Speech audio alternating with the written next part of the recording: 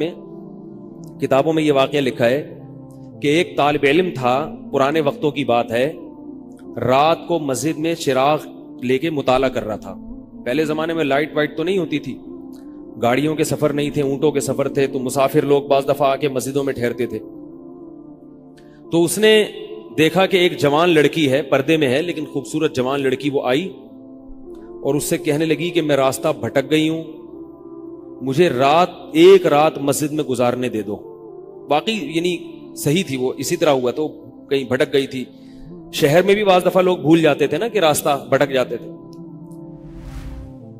اب یہ پریشان تھا کہ میں اس کو رات کو اگر پناہ دیتا ہوں تو مجھے شیطان برگلائے گا، اور اس لڑکی کو اگر میں پناہ نہیں دیتا تو یہ کہاں جائے گی رات کو، کوئی اور اس کی عزت سے کھیلے گا. تو اس نے بہرحال اس کو ٹھکانہ دے دیا، اس کو کہا کہ آپ ادھر اس طرف جا کے سو جائیں. نتیجہ کیا نکلا ہے کہ وہ لڑکی اس کو دیکھ رہی تھی، یہ کرتا کیا ہے، اس کو بھی اپنی عزت کا ڈر تھا نا کہ کہیں یہ دست درازی نہ کرے. تو یہ نوجوان جس چراغ میں مطالعہ کر رہا تھا، مطالعہ کرتے کرتے اس کی آگ میں اپنی انگلی لے کے جاتا اور اس کو جلاتا. جیسے ہی وہ جلنے لگتی تو اس انگلی کو واپس کھینچ لیتا، ایک دم تپش آگ لگتی نا، واپس کھینچتا. پھر تھوڑی دیر بعد یہ انگلی اس میں لے کے جاتا، پھر واپس کھینچتا. پوری رات یہ کرتا رہا ہے اور اپنی انگلی کو جلاتا رہا ہے. صبح جیسے ہی ہوئی ہے، اس نے فوراً، صبح صادق ہوئی نا فجر کی اذان کا وقت، اس نے فوراً اس لڑکی سے کہا یہاں سے چلی جاؤ، فوراً یہاں سے فوراً چلی جاؤ. اس نے کہا اللہ کی قسم اس وقت تک نہیں جاؤں گی جب تک تم یہ معاجرہ نہیں بتاؤ گے، یہ رات تم نے کیا ہے. تو کہنے لگا یہ میرا اور اللہ کا معاملہ ہے، میں تمہیں نہیں بتا سکتا. اس نے پھر اللہ کا واسطہ دے کے کہا، اس نے کہا میں جاؤں گی نہیں یہاں سے جب تک بتاؤ گے نہیں. اس نے کہا شیطان مجھے ورغلا رہا تھا کہ ایک جوان لڑکی ہے، اجنبی ہے، کوئی دیکھنے والا نہیں ہے،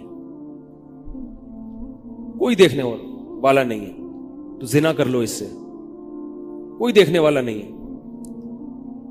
شیطان مجھے لے کے جاتا تھا تو میں اپنی انگلی آگ میں جلاتا تھا، اپنے نفس کو یہ سمجھانے کے لیے کہ دنیا کی آگ برداشت کر سکتا ہے، جہنم کی بھی برداشت کر لینا،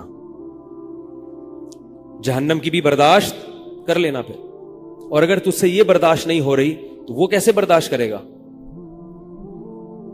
کہہ رہے جب میں آگ میں جلنے لگتا تھا نا تو میری چیخ نکلتی تھی کہ یار یہ نہیں ہو رہی تو وہ کیسے برداشت ہوگی. حدیث میں آتا ہے جہنم کی آگ دنیا کی آگ سے 70 گنا زیادہ گرم ہے، 70 گنا زیادہ گرم. جب نبی صلی اللہ علیہ وسلم نے صحابہ کو یہ بات بتائی، ترمذی کی حدیث ہے کہ صحابہ کے سینے سے رونے کی ایسے آوازیں آنے لگی جیسے ہانڈی کھولتی ہے، ایسا روئے صحابہ. حالانکہ صحابہ گناہوں سے بچتے تھے، اتنا روئے ہیں کہ سینے کے جیسے ہانڈی کھول رہی ہوتی ہے ایسے ان کے سینے سے رونے کی آوازیں آئی ہیں.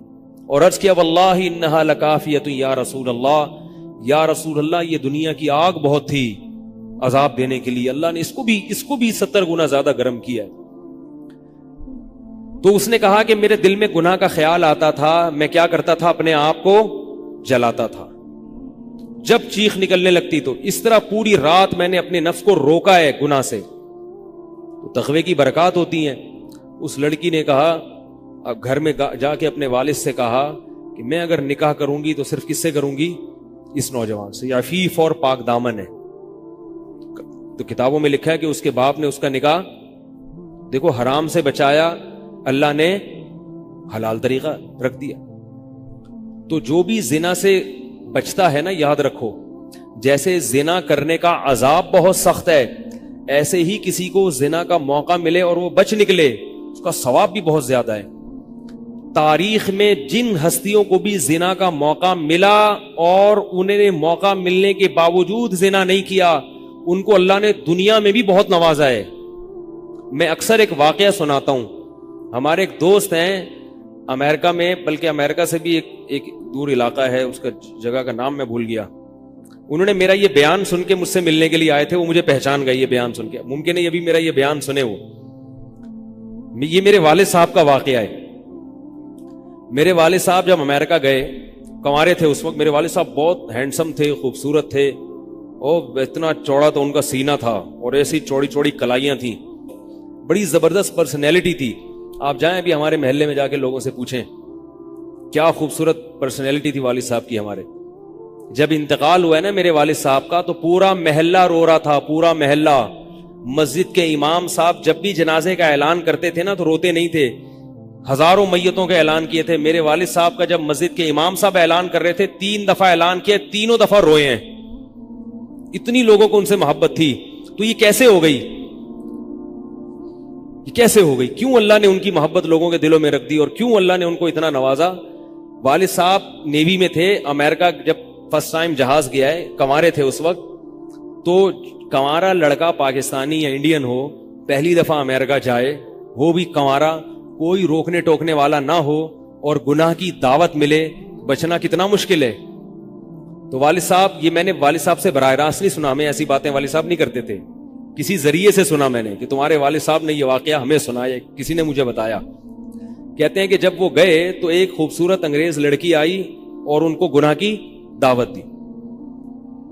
اب ایک دم پہلی دفعہ کسی پاکستانی نے یہ چیز منظر دیکھا ہو, ٹھیک ہے نا, امریکہ کا ایک منظر ہوتا ہے نا, اب تو لوگ موویز میں اتنا دیکھ چکے ہوتے ہیں نا, اس وقت تو ڈرامے فلمیں بھی نہیں ہوتی تھی, موویز بھی نہیں ہوتی تھی, تو پہلی دفعہ ہی دیکھا تھا یہ ایسا منظر.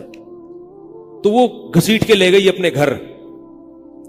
جب یہ کہیں گھر پہ گیا ہوں نا تو مجھ پہ اللہ کا خوف آ گیا, میں نے کہا یہ کیا کر رہا ہوں میں.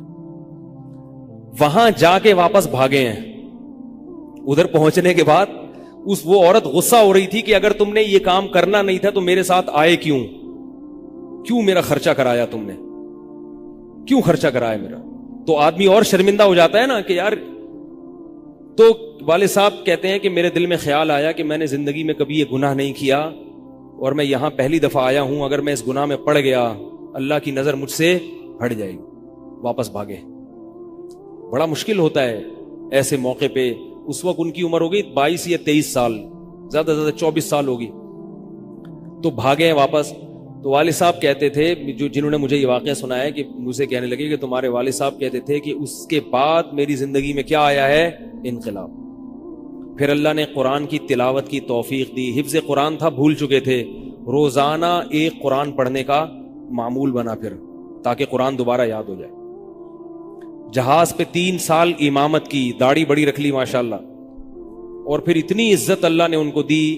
اللہ نے ان کے, ہمارے سب بھائی ماشاءاللہ داڑھی والے ہیں, سب بہنیں شرعی پردہ کرتی ہیں, سب بھابیاں پردہ کرتی ہیں. گھر میں کیا آ گیا پورا, حالانکہ اس وقت شادی نہیں ہوئی تھی, لیکن یہ اثرات کہاں منتقل ہوئے ہیں, خاندان میں, پورے خاندان میں منتقل ہو گئے نا. انتقال ہوا تو جنازہ میں نے پڑھایا والد صاحب کا. اگر اللہ نہ کرے اس برائی میں پڑ جاتے, ہمیں پتا چلتا کہ ہمارا باپ ایسا ہے, تو ہم ایسے ہوتے. ویسے تو ابھی بھی کوئی اتنے نیک نہیں ہے, لیکن گیٹ اپ تو ہے نا, گیٹ اپ تو اللہ نے مولویوں والا دے دیا نا, تھوڑے تھوڑے تو دیکھنے کی حد تک تو نیک بنا دیا نا. ایسے نہیں ہوتے ہم. تو یہ جو برکات ہیں یہ نسلوں میں منتقل ہوتی ہیں, نسلوں میں. اتنی عزت دی اللہ نے, اتنی عزت دی تھی کہ انتقال کے وقت محلہ رو رہا تھا, پورا محلہ رو رہا تھا انتقال. اور بہت سے لوگوں نے والد صاحب کی قبر کے پاس نہ جگہ گھیر لی تھی کہ ہم یہاں دفن ہوں گے. حالانکہ مسجد کے امام نہیں تھے, کچھ بھی نہیں, کوئی ایسی شخصیت نہیں تھے کہ وہ کوئی مقتدا اور رہبر سمجھے جاتے ہو. تہجد کا معمول تھا, تلاوت کا معمول تھا. اور میں نے خود بھی کئی دفعہ نوٹ کیا, ایسا لگتا تھا ان کے منہ سے خوشبو آتی ہے, ایسا محسوس ہوتا تھا. ایسا اللہ نے, کیونکہ تلاوت بہت زیادہ کرتے تھے. جب انتقال ہوا ہے نا جس دن, اس دن بھی آدھا گھنٹہ تلاوت کر کے اٹھے. گھر میں ان کا معمول تھا, گھر میں آنے کے بعد آفس سے جب گھر میں آتے تھے نا, سب سے پہلے نہا کے, عجیب عجیب ان کے معمول تھے, نہاتے لازمی تھے روزانہ. اور چونکہ فوجی تھے نا, تو فوجیوں کی جو ایک روٹین ہوتی ہے نا وہ تبدیل نہیں ہوتی. اب جب فوج میں تھے تو گرم پانی سے نہانے کی عادت تھی, تو جون میں بھی گرم سے ہی نہاتے تھے. ہم کہتے, اب والد صاحب سے کہتے گرمی ہو رہی ہے, لیکن وہ ایک روٹین ہوتی ہے نا فوجیوں کی, بس وہ آنا ہے, دھوتی پہنی, غسل خانے میں چلے گئے, پانی گرم پہلے کیا, اپنا کام سارا خود کرنا, کسی سے کام ہی نہیں لیتے تھے. اور وہ 2 منٹ کے اندر آیا. సేఫ్ గా ఉండడానికి టెన్షన్ పడుతున్నారా? دیر میں کہتے میں صابن سے باقاعدہ تسلی سے نہایا ہوں. اتنی جلدی جلدی پھرتی میں کام کرتے تھے. آتے ہی تلاوت کرنی, اور تلاوت اونچی آواز میں کرتے تھے. پورے گھر میں والد صاحب کے تلاوت کی آواز آتی تھی. مجھ سے غلطی یہ ہوئی کہ انتقال سے چند دن پہلے میں ان کی تلاوت سن رہا تھا, تو میرا دل چاہا میں اس کو ریکارڈ, اس وقت ریکارڈنگ کا اتنا زیادہ نہیں ہوتا تھا, میں نے کہا اس کو میں ریکارڈ کر لوں, لیکن وہ ریکارڈ میں نہیں کر سکا. میں نے کہا چلو بعد میں کر لوں گا, اور ان کا انتقال ہی ہو گیا. وہ تلاوت اونچی آواز سے ٹوپی اتار کے تلاوت کرتے تھے. تو جس دن انتقال ہوا ہے, اور اللہ سے کہتے تھے کہ اللہ کسی کا محتاج نہ بنانا, ساری زندگی کسی سے خدمت نہیں لی, صرف جو ہے نا کمر دبواتے تھے بیٹوں سے اپنے. تو مجھ سے بھی دبواتے تھے, میرا یہ انگوٹھا بڑا مضبوط ہو گیا ہے.